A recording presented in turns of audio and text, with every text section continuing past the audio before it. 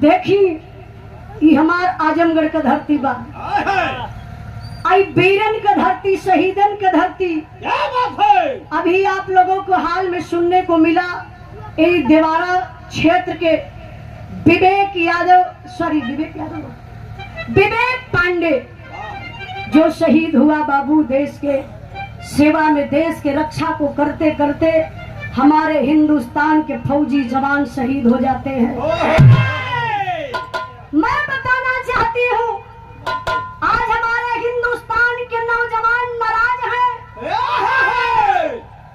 अग्निपथ योजना को लेकर के अग्निवीर ये योजना 4 साल का सिर्फ बा, मेहनत से परिश्रम से भर्ती हो जाएगा।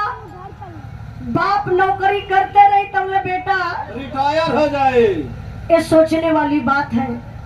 सीमा पर जाते हैं आप लोग, रक्षा करते हैं, तो आज हम लोग चैन की नींद लेते हैं। इसलिए हमारे गुरु जी माननीय प्यारे लाल कवि जी एक लाइन कव्वाली का टुकड़ा बड़ा बिजोड़ लिखलन।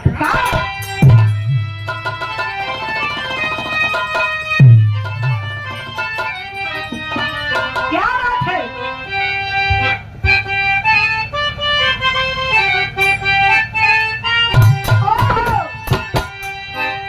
बहे खून मेरा चमन के लिए,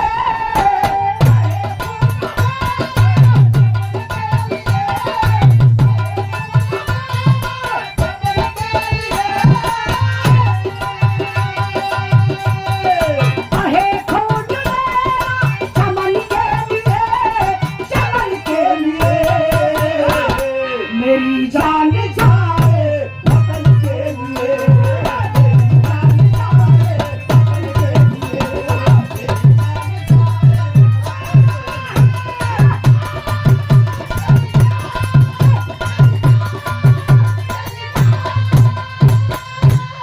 चलाला कहे कि नाचे गावे तोरे तान वही का दुनिया। अच्छा तो दुनिया और के थोक मान रखे चाहिए, तो दुनिया की तरफ ना जाइए। अलग अलग स्तर, अलग अलग वहदा बा, अलग अलग पोस्ट बा। जैसे कि बिरहा का मंच है, हम लोग बिरहा के कलाकार हैं, तो बहुत बहुत अपने परमहंस भैया के हम प्रणाम करते बानी, जो आप लोगों के बार बार संदेश आवत रहेला कि मान मर्यादा के उजाला बचा करके रखिएगा। लेकिन बिरहा में भाव मालिकता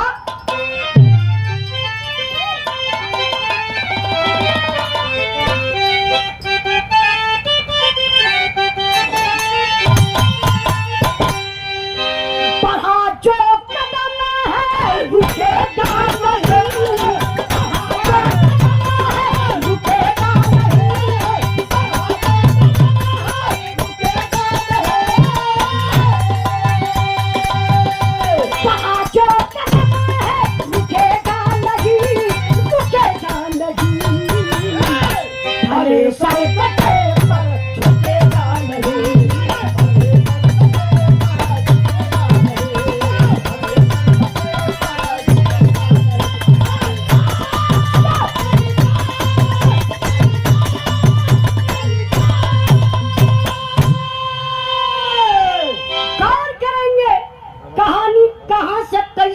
नहीं, मास्टर साहब तनी आवा तो।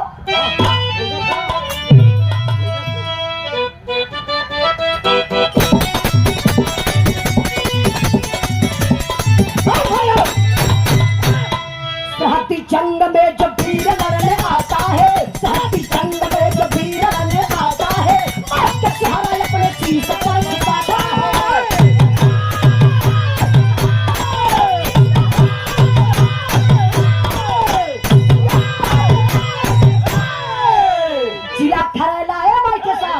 जिला मथुरा खरेला गांव के किसान रहे, जिला मथुरा खरेला गांव के किसान रहे, या भगवान देश भक्त वाली शान रहे।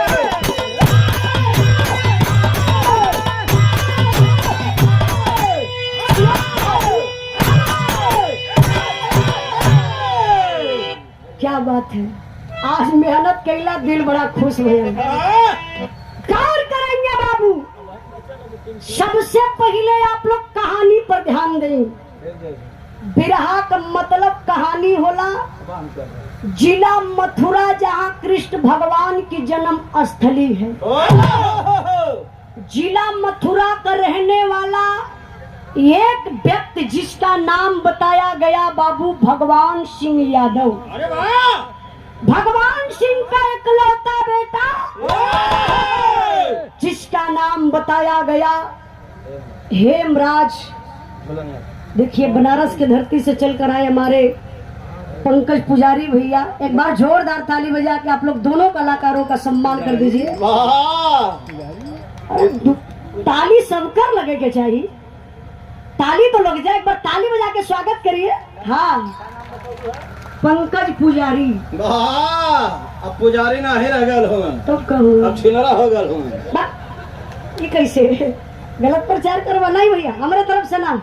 अच्छा इंसान हो, अच्छी पहचान बा। पुजारी लोगन का लड़का कहाँ होना है? आई ज्यादा बिहार पर ध्यान दीजिएगा। पंकज भैया कहता हूँ करम कमाई है, मेहनत है, सच्चाई बा। भौजाई हमार बड़ी प्यारी है। हमके तो रोज फोन करे रात के। अच्छा तो क्या करिए पूछा नहीं कहाँ हुआ है समय। भैया बड़ा ना हुआ हो पंकज भैया। ना छोट है, छोट मत मनिया नहीं तो घाटे में भैया। आई कहानी पर गौर करेंगे। जिला मथुरा जहाँ कृष्ण भगवान की जन्म स्थली है, जिला मथुरा का रहने वाला एक व्यक्ति जिसका नाम बताया गया बाबू भगवान सिंह यादव। भगवान सिंह का इकलौता बेटा जिसका नाम बताया गया है हेमराज।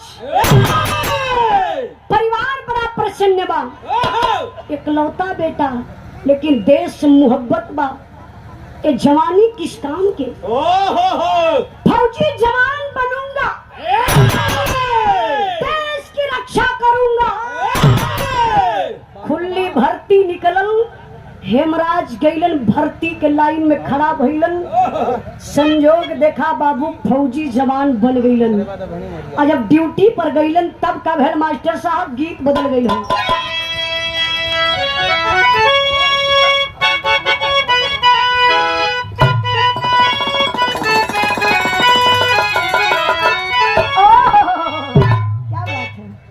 श्याम कुंवर भैया हमारे पापा भी बिरहा गावलन। पापा हमारा आज भी बतावल, पहले भी बतावा कि ये गीत के जब स्वर्गीय रामदेव गुरु गा देना तब मुर्तन के जोश आ जा।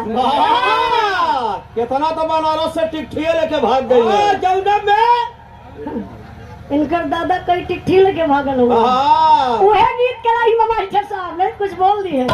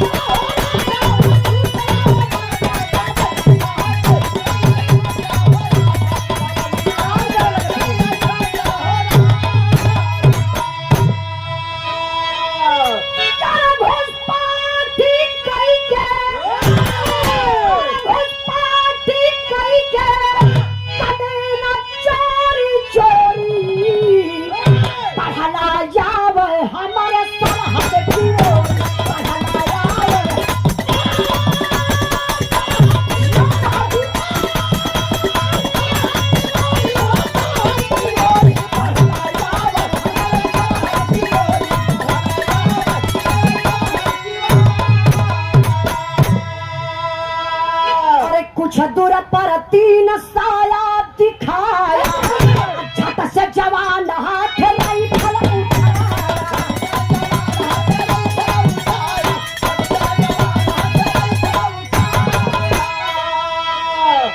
और दुश्मन हटा पीछे, और दुश्मन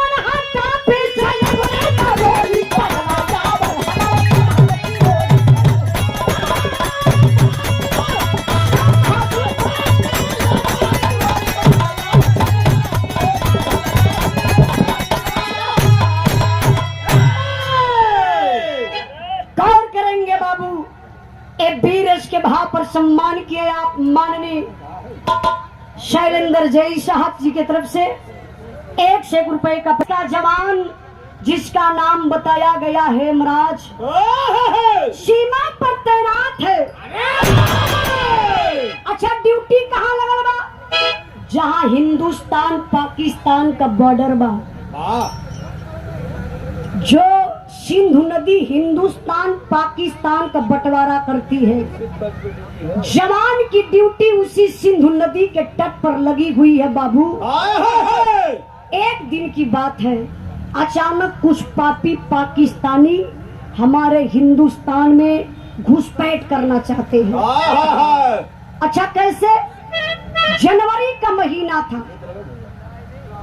जनवरी का महीना था, चारों तरफ कुहरा ही कुहरा था। कुहरा में प्रमुख जी आप वहाँ खड़ा आया तो हम यहाँ से देख ना पाई, मतलब इतना काफी कुहरा कि चारों तरफ अंधेरा ही अंधेरा था। उस अंधेरे का फायदा पाकिस्तानी पापी उठा लेते हैं बाबू। कटीला तार काट करके हमारे हिंदुस्तान में प्रवेश कर जाते हैं।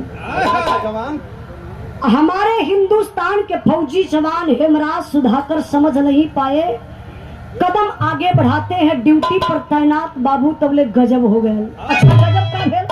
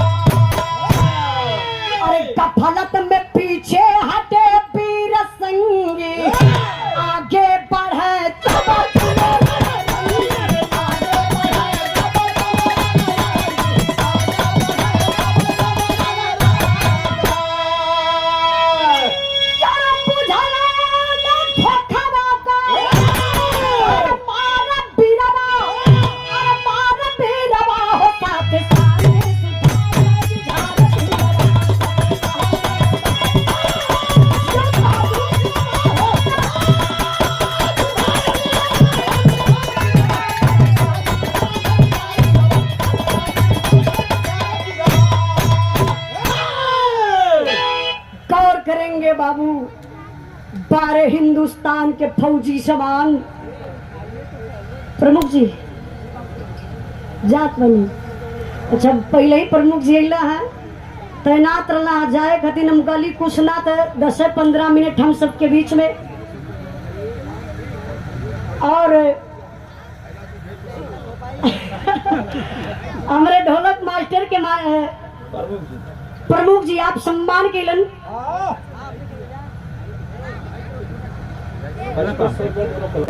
कल पसीना बहुत बहावत होगा और इनकर जुगाड़ फिट हो गए।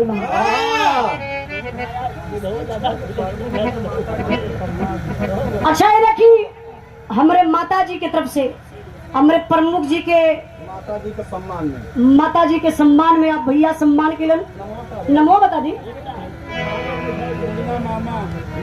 मुन्ना मामा अच्छा अच्छा ये देखिए मामा जी भैया बैठा दे। ए बच्ची हमारे हिंदुस्तान का फौजी जवान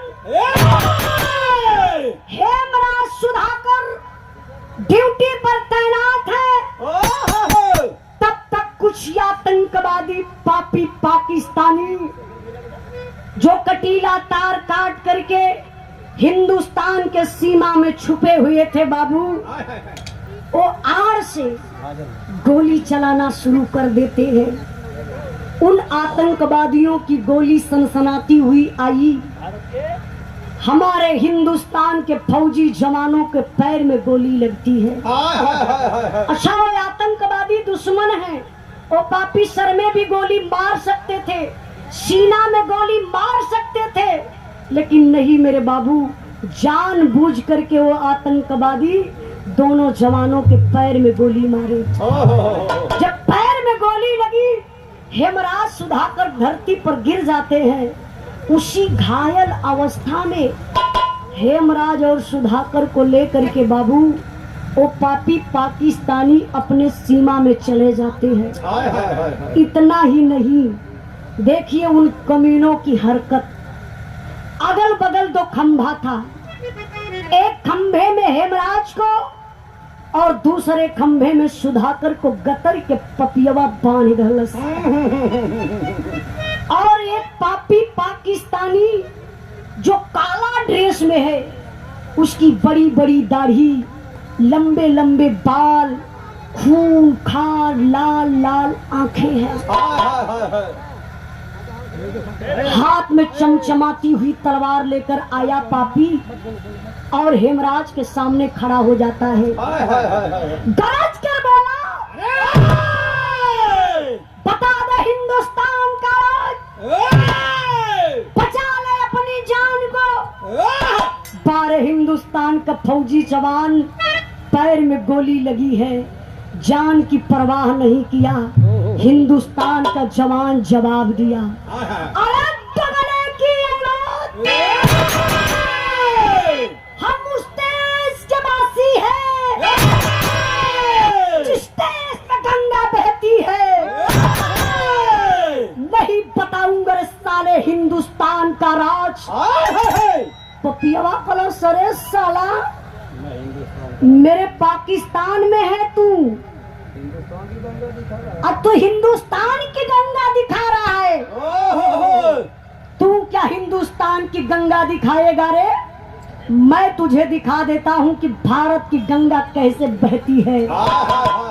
बड़े बेरहमी से भैया हो खींच के पपियवा तलवरिया चलौलस, ये हेमराज का बहिया दहिनी काटिल है। जैसे टेबल का पानी बहे, यही तरीके से छर छर छर छर छर छर पानी नियर इस शरीर से खून निकल के जमीन पर पौटे लगल। पपियवा पाकिस्तानी कलश देख ले, यही है तेरा हिंदुस्तान की गंगा। अगर तू मुझे हिंदुस्तान का राज बता देता, मैं तेरे साथ कस्तई ऐसा नहीं करता। यह तलवरिया लेके भैया हो, जब सुधाकर के तरफ वो पापी चलल ना, खंभे में बधी हुई शरीर कांप उठती है। सुधाकर के आंख से आंसू छलक आया। सुधाकर कहा भैया, पापी पहले बांह के काटी। कहा भाई मेरी बाह को मत काटना, मैं तुझे हिंदुस्तान का राज बता दूंगा और अपनी जान को बचा लूंगा। भाई मेरी बाह को मत काटना। ये बतिया हेमराज सुनत रहला। कहना भाई ये तो हेमराज गद्दार निकल गया। सॉरी, कहना भाई ये सुधाकर तो गद्दार निकल गया। हिंदुस्तान की कौन बताने जा रहा है? हिंदुस्तान का राज बता करके और अपनी जान को क्या ये बचा लेगा? 12 हिंदुस्तान का फौजी जवान हेमराज गरज के बोलन, ना रे भाई सुधाकर ना, तुझे झंडे तिरंगे की कसम, तुझे तेरी वर्दी की कसम, तुझे भारत माँ की कसम, जान अकेली जाएगी रे भाई। हिंदुस्तान के खतरे में मत डालना, हिंदुस्तान का एक भी राज मत बताना रे भाई। तब नहीं पपियवा पाकिस्तानिया समझलस कि डर रहा है बता देगा और मना कर रहा है दौड़ के बाबू सुधाकर के पास गयल, ये कनवा लगा दलस, कलश बता दे हिंदुस्तान का राज और बचा ले अपनी जान को। तब तक बाबू कर क्या सकता है जवान, खंभे में बधी हुई शरीर, लेकिन हिंदुस्तानी खून बा उबल गयल। अरे वाह, खेखार के पपियावा के मुहावा पर देख ले, यही है मेरे हिंदुस्तान का राज। अब जो करना सो कर ले, मुझे जीने मरने का कोई गम नहीं है। कलश रे साला, उससे पूछा साला हिंदुस्तान की गंगा दिखाया, साला तुझसे पूछा, अरे मेरे मुंह पर थूक दिया रे। ले ले मेरे हाथ से गिफ्ट, खींच के बाबू पपियवा तलवार चलौलस हो, यह सुधाकर का गर्दनिये काट लहलस। आयल वही नशा में हेमराज के भी गर्दन को पापी काट लेता है, जैसे फुटबॉल के फेंके ऐसे पैरवा से मरलस, दोनों गर्दनियां इतना दूर पर छटक गई। ये देखिए श्याम कुंवर भैया प्रबंधक महोदय, कोई काल्पनिक कहानी नहीं है। जो भाई बराबर न्यूज देखते होंगे आप लोगों को पता होगा, नेट पे सर्च करके आप लोग देख सकते हैं। गर्दन काटने के बाद वो पाकिस्तानी पापी उसी तलवार से हमारे हिंदुस्तान के जवानों के बाबू यही पेट को चीर देता है। पेटवा चीर के सारा सिस्टम पेट का निकाल के फेंक दलस, पेटवा के खुखा बना दलस। एक भयंकर बम हेमराज के पेट में, एक दूसरा भयंकर बम वो बाबू सुधाकर के पेट में रख के पपियवा सिलाई कई के वर्दी पहना के लसिया के रातों रात लिया के हिंदुस्तान सीमा में कई गईलन से। अब गर्दन दोनों जवानन का पाकिस्तान में रख ललन।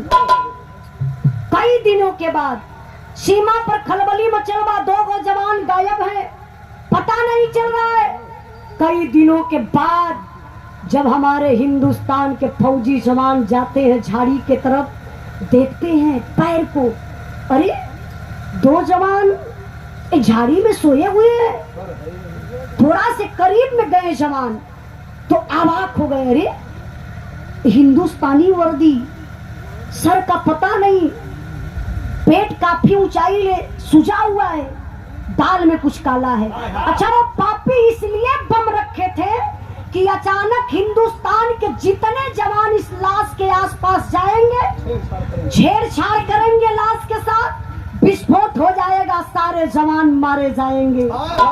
लेकिन संजोग देखिए, फौजी जवान जब देखते हैं कि पेट काफी ऊंचाई ले सुजा हुआ है, गर्दन कटी हुई है, तो बाबू चेकअप करने वाली मशीन आती है।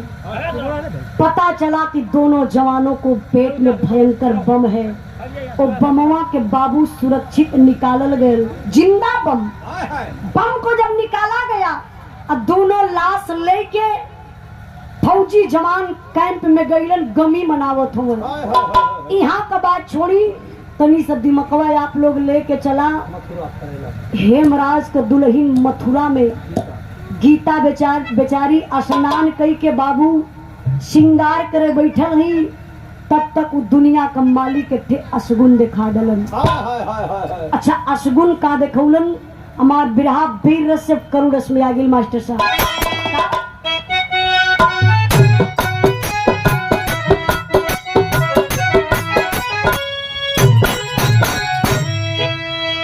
अरे गीता के हाथावा से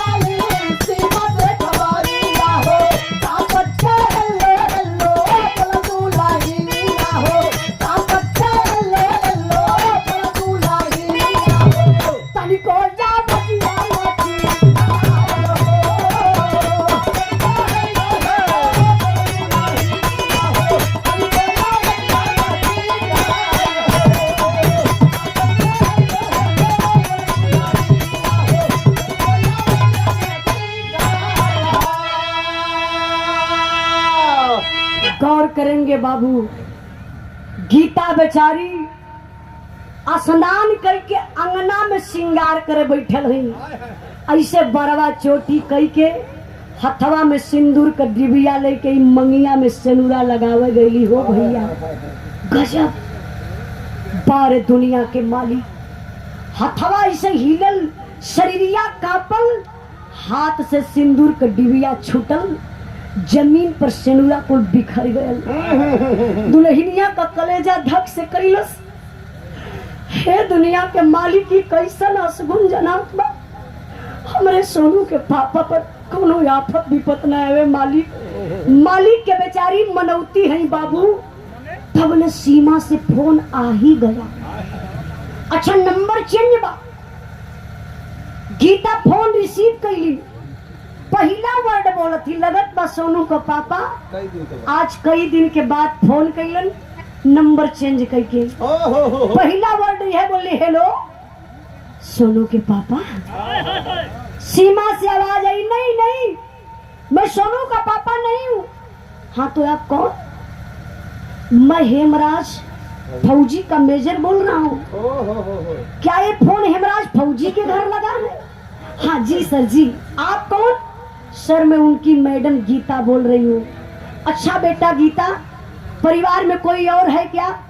गीता बोली हाँ सर है ना लोग। तो जरा किसी और को फोन दीजिए कुछ बातें करनी है। गीता दुल्हन बोली सर एक बात बोलूं? मेजर साहब बोले हाँ बेटा बोलो क्या बात है? कली कि कई दिन से सोनू के पापा का फोन नहीं लग रहा है, प्लीज सर सोनू के पापा से बात करवा दीजिए। मेजर साहब का कलेजा कांप गया। ए दुल्हन अपने पति से बात करने के लिए कह रही है, मैं किस फौजी जवान से बात कराऊं? अगर मैं कहीं यह बता देता हूं कि आपका पति शहीद हो गया, शायद महिला है पति की मौत को बर्दाश्त नहीं कर पाएगी। बतिए मेजर साहब घुमा दल बाबू। वही फोनवा पर बतावे शुरू कैलन। का बतावो तो भैया? ए भैया ए भाई पीला शर्ट वाला भैया, पीला शर्ट वाला भाई 5 मिनट खाली बैठ जा बिरन। काहे से करूँ शर्ट ओकरे बाद 5 मिनट हमार रह गई बा। कलेजा कांप जाएगा बाबू। फौजी जवान मेजर साहब बताते हैं उस बेचारी गीता से। क्या बताते हैं?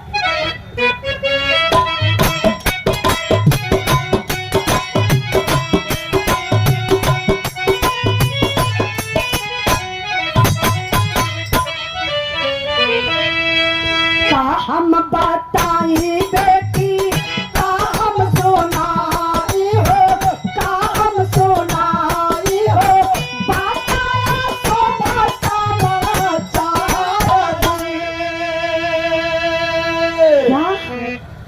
क्या सर अशुभ समाचार? अरे सर मैं एक फौजी जवान की बीबी हूँ।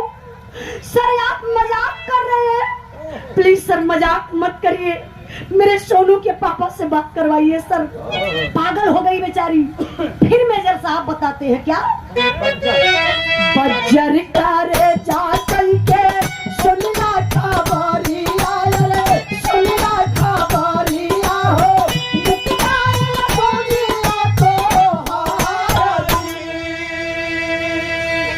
हथवा से फनवा छुट के गिरला जमीनिया पर, गिरला जमीनिया पर,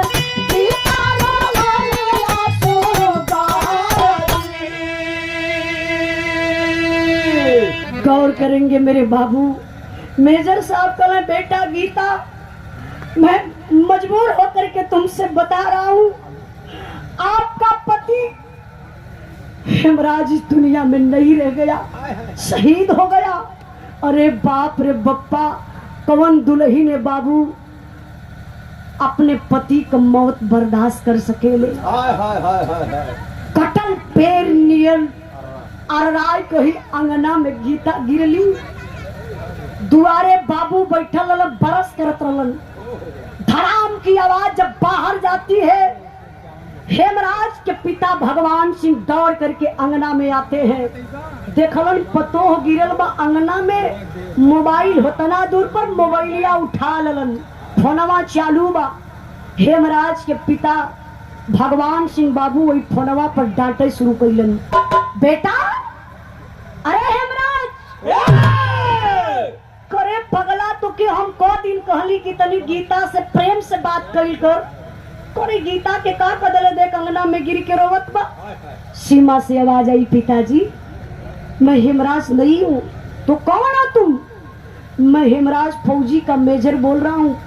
पिताजी इस दुनिया में आपका बेटा हेमराज नहीं रहा, शहीद हो गया। अरे बाप रे बप्पा, बाबू अंगना में गिरले, माई गिरली, आज टोला पड़ोसा में हल्ला हो गई, हेमराज शहीद हो गया।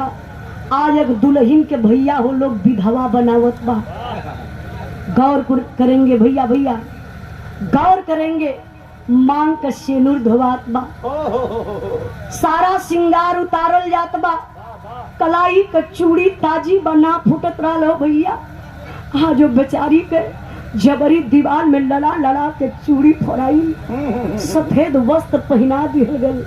यहाँ की बात आप लोग यहीं पर छोड़िए, जरा दिमाग लेकर के चलिए। जहाँ दोनों फौजी के उल्लास रखल बा, कैंप में झंडा तिरंगा में लपेट के जब दोनों जवानन का लाश जब दोनों जवानन के घरे आई, तब का भइल मास्टर साहब बिरहा में आल्हा का लाइन बा।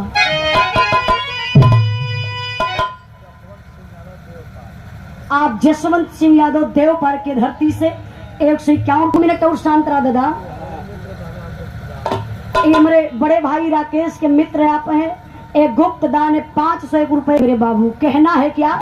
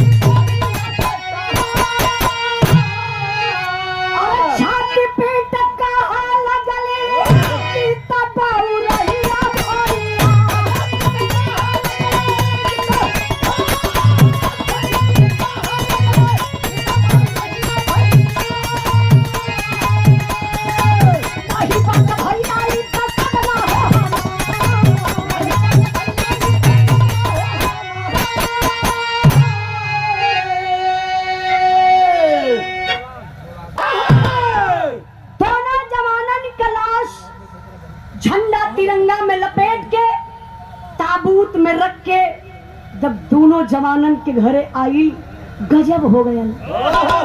अच्छा गजब का भयल, हेमराज की दुल्हन ए भाई, जब ये मिल नहीं तो बतिया बहुत डिस्टर्ब रही है थोड़ा, लेकिन बलौला बतियाया मत। हाँ 2 मिनट बतियाया मत, बिरहा खत्म बा। जब खत्म हो जाए तो खूब जान दे के बतिया भैया, भैया बतियाओ मत प्लीज। गौर करेंगे बाबू, दोनों जवानन का जब लाश घरे आई, लाश का पहचान कैसे हुई आप लोग समझ सकीला। जेकर गर्दन ना बा, पेट चिड़ा हुआ है, बाह कटी हुई है, पैर में गोली लगी है, कुछ समझ में नहीं आ रहा है। गीता रोने लगी, ए मेरे पति की लाश नहीं है, ए मेरे सोनू के पापा नहीं है। पूरी भीड़ जुटल बा बाबू, सब लोग आवाक हो गए। अरे लगता है गीता पागल हो गई, अपने पति को नहीं पहचान रही है। गीता पूरी भिड़िया चीरत भारत बाबू भागत है। अच्छा पब्लिक समझलस कि गीता वाकई में पागल हो गई, लेकिन गीता बाबू करत का ही मास्टर साहब।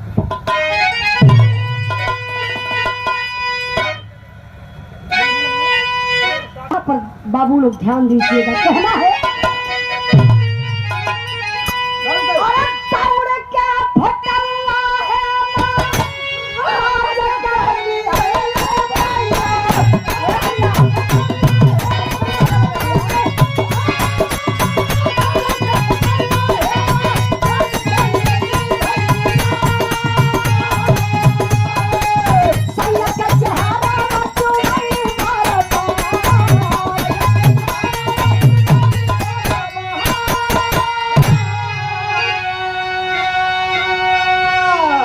गौर करेंगे मेरे बाबू। दुल्हन बेचारी गीता भागल भागल घरवा में गईली। जौने घरवा में सूतत रहली ना, वही घरवा में अपने पति हेमराज के एगो बड़ा सा फोटो लगौले रहली दिवलिया पर। उहे फोटोवा लेके अली, पब्लिक के दिखावे लगली, देखिए ना ए है मेरे सोनू के पापा, आप लोग इनको खोज कर लाई है।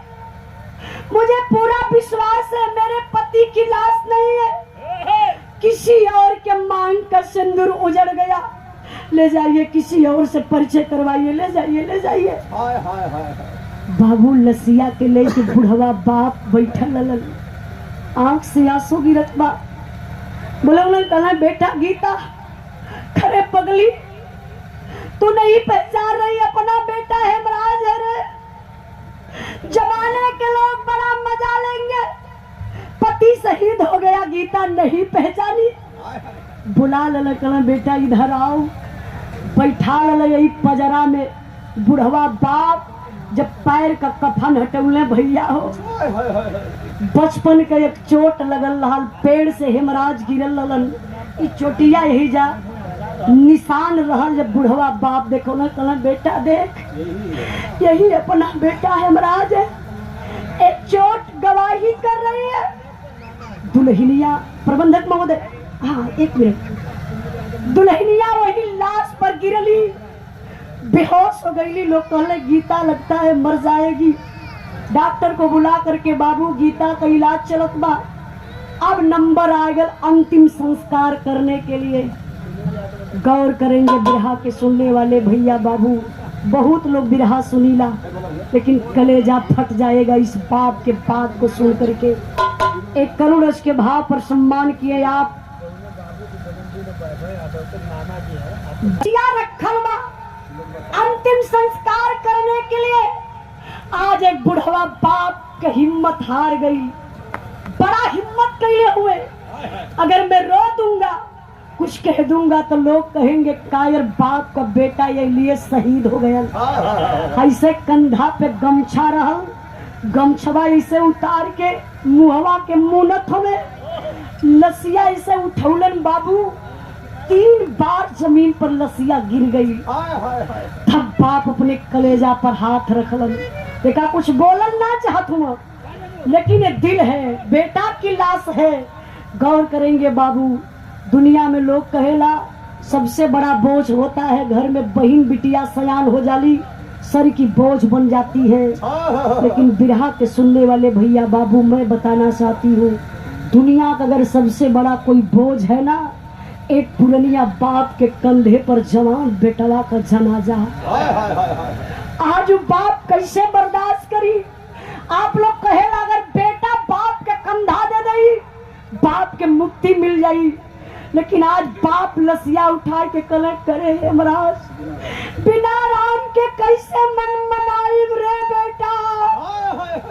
अरे बिना राम के कैसे मन मनाई रे बेटा। आज बोझ बुढ़ौती में कैसे तो उठाई रे बेटा। अरे लाल बुढ़ाई बिगड़ गई ले हीरा, कमर तोड़ डाला लाल। धड़ाम से बाबूजी लसिया पर गिरने बेहोश, कोई नहीं रह गया अंतिम संस्कार करने के लिए। आप लोग जैसन आम इंसान, गांव के सम्मानित व्यक्ति प्रधान जी और प्रशासन के लोग ले जा करके बाबू अंतिम संस्कार कर देते हैं।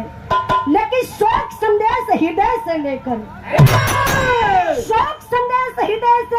जनरल साहब आए हैं। दोनों परिवारों को आकर के दिल से धैर्य बधाए हैं। सच्चा सपूत जो देश का था वह वीर हिंद रखवाला था। एक ज्योति हमको दिखा गया वह भारत का रहने वाला था। हम कसम आपकी खाते हैं, हम कसम आपकी खाते हैं, बदला शीघ्र चुकाएंगे। इस देश के वीर सपूतों पर फौजी वर्दी लहराएंगे। जनरल साहब अइलन दुआर करे बदे कहा पिताजी मुझे गम है, जो होना था हो गया, चिंता मत करिए, बेटा आपका शहीद हुआ मुझे कष्ट है, लेकिन जितने सारे गांव के बच्चे हैं सबको निःशुल्क भर्ती दिलवाऊंगा, भर्ती करवाऊंगा, उसके बाद सीमा पर भिजवाऊंगा। हेमराज की एक चौराहे पर मूर्ति लगवाऊंगा, जो रोड है उस रोड पर एक हेमराज के नाम से गेट बनवाऊंगा। लेकिन आज बुढ़वा बाप हार गई। कल ऐसा रुपया पैसा का बात करत हुआ, गेट और मूर्ति का बात करत हुआ। हे साहब का वो मूर्ति से हमार बेटा बोल सकेला, का वो गेट और रोड से हमार लाल फिर चल सकेला, का वो रुपया से अपने बेटा के हम वापस ले सकेला, का हमारे लाल हेमराज का कायर राल, हमारे बेटा का गर्दन कटाई, पैर में गोली मारल गल, बाह काटल गल, पेट में बम रखल गल, हमार बेटा कुछ न कलस। ऐसा आरती भरती रुपया पैसा कुछ होना चाहिए। अब जनरल साहब भी शोक में पड़ गए कि अरे यार ये बुढ़ा बाप है, जमाना आज पैसे के पीछे भाग रहा है, आखिर रुपया पैसा नहीं इस पिता को चाहिए तो फिर चाहिए क्या? जनरल साहब सवाल खड़ा कर देते, पिताजी क्या चाहिए बताइए, आपकी मांग पूरी होगी। तब बिरहा के सुनने वाले भैया बाबू जरा गौर करेंगे, बिरहा का आखिरी लाइन बा, वो फौजी जवान के पिता मांगते हैं सरकार से, आखिर क्या मांगते हैं? पैसा नहीं चाहिए, आखिर चाहिए क्या मास्टर साहब?